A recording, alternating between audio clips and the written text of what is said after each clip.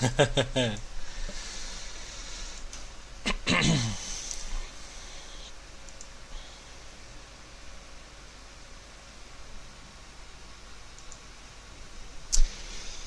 hello guys, this is another game in CraftCup number 32. We have Beastyqt spawning as the blue Terran on the bottom side, and on the upper side we have FaZiNaTe or something like that spawning as the red Protoss. So it's a ZVP on Xel'Naga Caverns.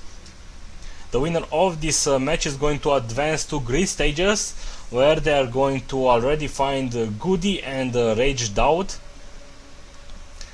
So hopefully a Terran will win this tournament today, and the reason why I say that is that the winner from today's tournament is going to take home, besides the $50, they will also qualify for the King of the Month that will be next week, if I remember correctly. And let me check real fast. And why I want a Terran to win is that we already have 2 Zergs qualified and 1 Protoss, and the King of the Month from last month contained 3 Protosses and one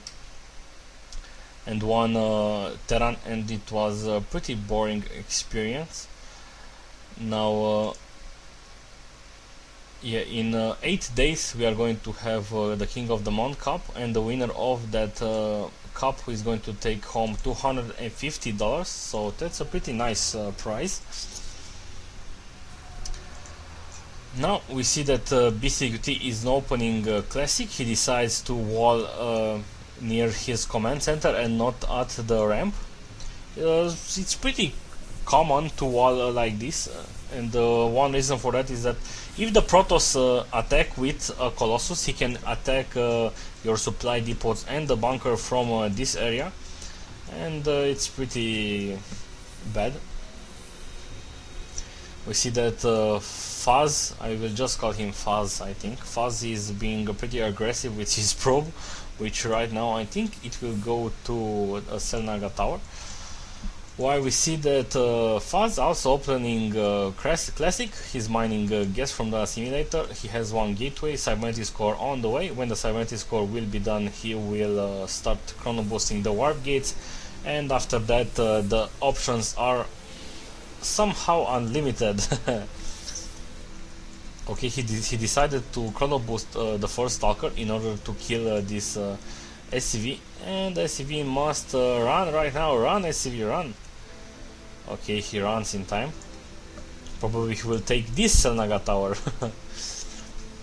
Also, Beastyqt is scouting around with the Marine. Another Marauder will come out. Conclusive shells at about 80%, and he will attack with 2 Marauders, 1 Marine, and put that early pressure. And I'm curious how Faz is going to deal with it. We also see that Beastyqt is scouting with this Marine. Always a good thing to do, especially early on when your army is just staying around. Just scout around your base, because you might actually have some proxy gates or something that you need to be prepared for. And now let's see Beastyqt's attack. We see that Faz has expanded, and he threw down 2 more gates. Right now I'm not sure how he's going to resist this small force. We see that Beastyqt is also taking his command center. He's also building a reactor on this barrack. So this is the classic Beastyqt opening. If you watched, I think on Tuesday, you saw that this is how he opens versus Protoss, and you can see that he's already dealing pretty much damage, a lot of damage. Warp gate is now completed, and let's see what are we going to see warping in.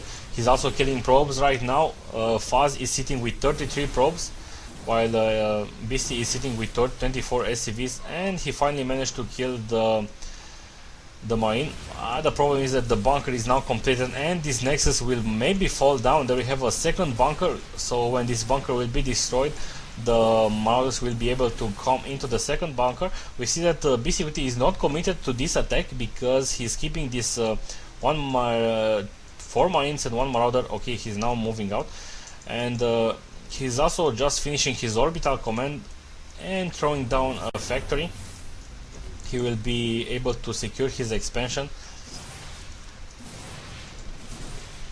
while the Protoss will have problems. I think he will even lose this Nexus.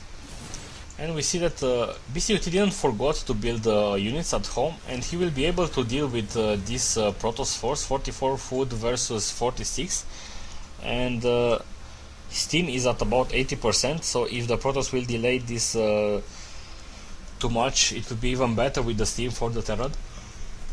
And let's shut down this attack. One Stalker got down, the second Stalker will go down real soon. Oh, and yes, and now as you can see, the Protoss is not able to attack, and not also able to take his command center. We see another pylon, and robotics facility is now done, but his supply blocked. Ouch, ouch, ouch, ouch. And on that robotics facility we see an immortal out, and the Faz just said dot dot. And what the hell did he do? He force filled his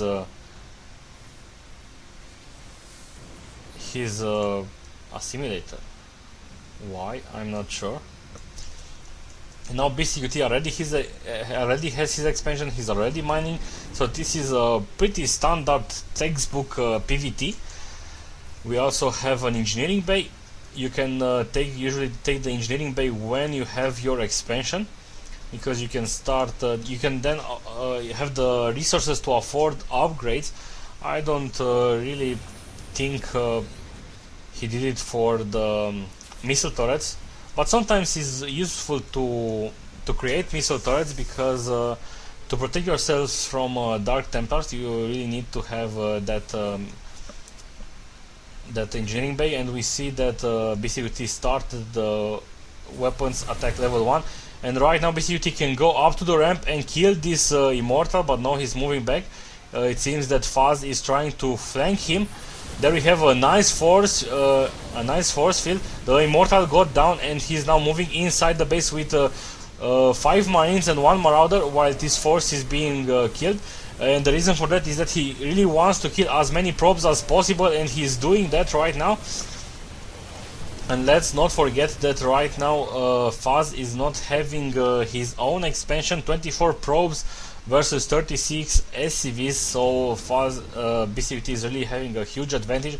And we see this missile turret placed here, and as I've said, this is in order to protect for incoming Dark Templars, possible Dark Templars. You can easily lose to Dark Templars. We also have Medic Vex out, and he will... Okay, 4 Medic Vex in total. This is pretty useful. He needs to produce more Marines and more Marauders, because the Protoss right now is having a pretty nice force. Let's see how Beasty will deal with this. He has 2 bunkers. He will need to pull some SCVs in order to repair the bunker. Let's see if he's doing that. Nothing right now, and the Protoss player is not yet okay, he's moving onto this side, but there is another bunker over here, and he's now falling back. And you see that Beastyqt instantly is scouting with the SCV, and he sees the Nexus, and he will now go inside the Protoss player's base, and he will scout the Twilight Council. Maybe let's see if he's going to scout it. This is pretty vital, but at the same time the Protoss player is attacking. He picked out, Beastyqt picked out some of his forces inside the Medic Vex. There we have the thing. The problem is that the bunker instantly fell to the Immortals, and did Beastyqt so? Yeah, he saw the Twilight Council, so he knows there is some upgrades going to come. Nice force fields for him, but there is still a lot of damage even dealt by this SCV, and the SCV are also getting healed by the and there is a GG.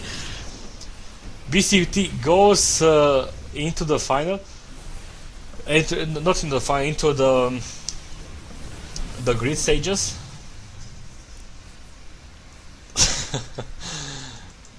And a nice play by Beastyqt. As I said, this is a textbook TVP play. If you are a Terran, you clearly have something to learn from